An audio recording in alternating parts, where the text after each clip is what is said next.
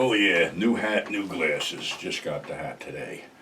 Oh God. Well, last week was one hell of a week, and I'm glad I pre-taped that stuff because I've been sick since like last Tuesday with some kind of respiratory thing, and I'm still not over it. Still fucking coughing up shit and congested and shit. And what sucks is I usually don't get sick, so this is the first time I've been like knocked down in 10 years. So. And that's not all that was really sucko about last week, and I'm not going to get into the political aspect of it. But all I can say is, when you throw yourself a fucking shindig and only 20,000 or so people show up, while the rest of the country, like millions of them, are out basically protesting what you're doing, you got a fucking problem. But that's neither here nor there. It's like, say, last week was a rough week because we lost a lot of people last week. Beach Boy, Brian Wilson. Sly Stone from Sly and the Family Stone, Harris Yulin, character actor from Scarface, Doc, and a bunch of other stuff, and unfortunately someone local who was much loved, an independent filmmaker who, Pittsburgh fans and Wasteland fans and independent movie fans would recognize, Madeline Dearling, who did a couple indie films and was shown suddenly passed away a couple of days ago. I don't know what the fuck happened there, but I met her at Wasteland a couple times and interacted with her on Facebook, and I only interacted with her a day before this happened. So again, I don't know what it is, and it's a shock to me and a lot of other people because she was a really good person, really into the business, really talented indie filmmaker, and it's a shame that she's no longer with us. I always feel a huge sense of personal loss when it's somebody I know or interacted with at the shows and things like that. As far as Brian Wilson and Sly Stone, I got a lot of memories about the Beach Boys when I was a kid, laying in bed with that little transistor radio with the earplug, listening to all the Beach Boys tunes, and then getting older into the '60s with Sly and the Family Stone and Woodstock and all that other shit. So it's another chunk of my ass, so to speak, taken out with history with these people because let's face it, that's an era that will never be replaced. And again, like Harris Yulin as a character actor, really good. So let's get into some really weird cinema here. Hills Have Eyes and The Hill Have Eyes remake. 1977. I remember, I was in New York with my buddy Richie, and we were like up on the corner, I guess it was 7th Avenue, and we were near the Rialto, and the Rialto had this huge blow-up of Michael Berryman advertising they were running The Hills Have Eyes, and it was saying more horrifying than Freaks. But as things happened, we didn't get to see it there. I don't know what happened. We were doing something. Later on, I caught it on a triple bill with Alien and something else. And the film scared the shit out of me. And, we all know the plot. It's, basically white bread American family against a bunch of cannibals out in the desert. And then in 2006, it was remade by Age Alexandra, I think it was, who did High Tension. And there's a big difference between the two films.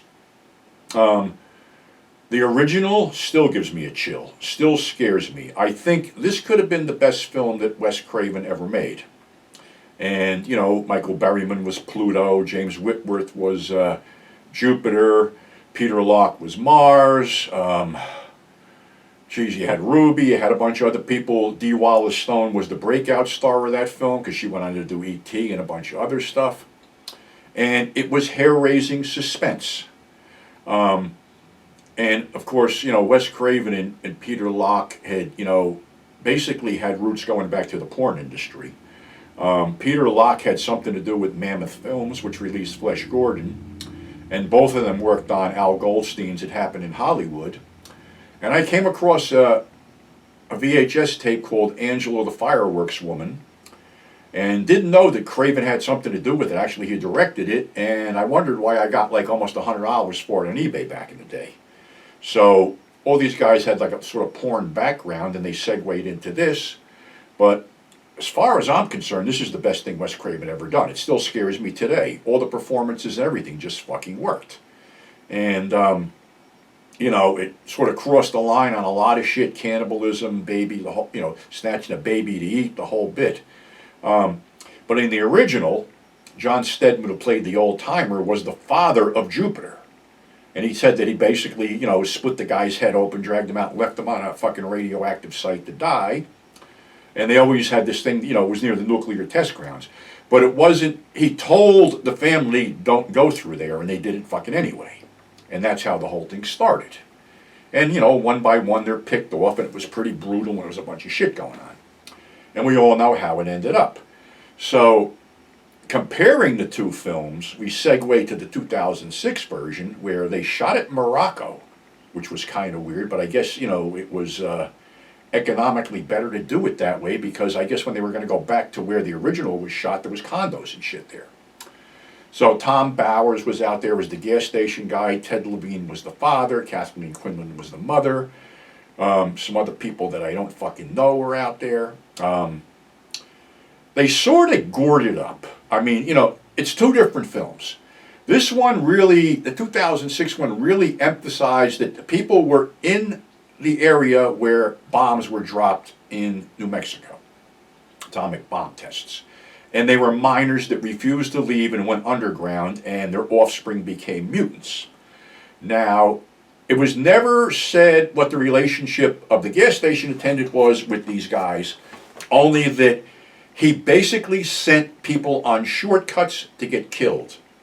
And the girl who played Ruby dropped off a bag of plunder to him, and I guess that was supposedly his reward for sending the people. And he kept saying, I can't do this anymore, I can't do this anymore, and blew his head off.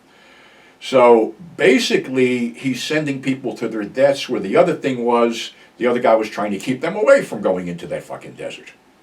So again, they set a trap, the thing's blowing up, sort of follows step by the numbers with the old thing where the father, played by, Ted Levine, goes back to the gas station attendant and he blows his head off. Then he's taken by Jupiter, set out to be burned, and then lures the people away, and then, they pick each other off by the numbers. It's more brutal than the first one.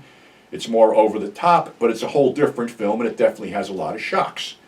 I think it's Robert Joy plays, I think he plays Mars, and he's the one who sets the trap, but blows the car's tires out and shit like that.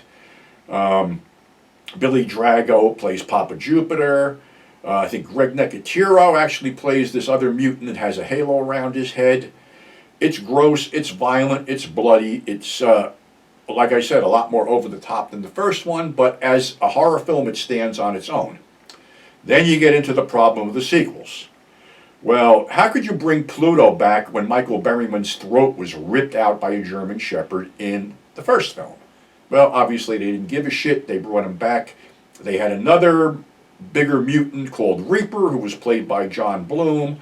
I actually went to see it, didn't really give a fuck about it. And even Michael said it was sort of like, a cash-in, and he said he had a lot of fun beating up soap opera actors. So, of course, they had to make another one for the 2006 version, The Hills Have Eyes 2, which sort of played out like a sci-fi channel movie, because it's a National Guard squad that goes in to do whatever, and it just deteriorates into another bloodbath, and I think it opens up with some captured girl giving birth to a mutant and then getting her head caved in. And there was some to do about that, because I guess they were running this as a matinee, and some kids went in to see it, and they were traumatized. So the film got some bad press, and the only guy I can remember being in there was Jeff Kober. And like I said, I went to see this in the movies, and it really didn't do too much for me, other than make me remember that I actually went to see The Hills Have Eyes 2, based on the first one in the movies, and it really didn't do fucking well either. But anyway, they're two good films. Like I said, the first one still scares me, but the two films as horror films stand on their own. It's just when they made the sequels, it's kind of fucked up. And then I remember something about, they wanted to do a Hills Have Eyes 3 and set it in outer space or on Mars or some shit. I remember Michael was telling me that. So, both films worth checking out. Watch them back to back and do a comparison. Like I said, usually I don't do, modern stuff, but being that The Hills Have Eyes is one of my favorite horror films, I did have to see the remake. And like I said, I was pleasantly surprised and grossed out at the same time. So that's our show for today. Thanks for subscribing. Thanks for tuning in. Above all, stay safe. And big shout out to the people at Fusebox that keep pushing the magazine. If you want to go to the website, it's www.42nd, street spelled out, Pete spelled out, at yahoo.com. Yeah, I'll get back into the studio when it sort of cools off a little bit. Right now it's humid as a fuck. It's been raining all weekend, so I'll be staying in and probably watching some more movies. So until next time, stay safe, and we'll catch you on the flip side.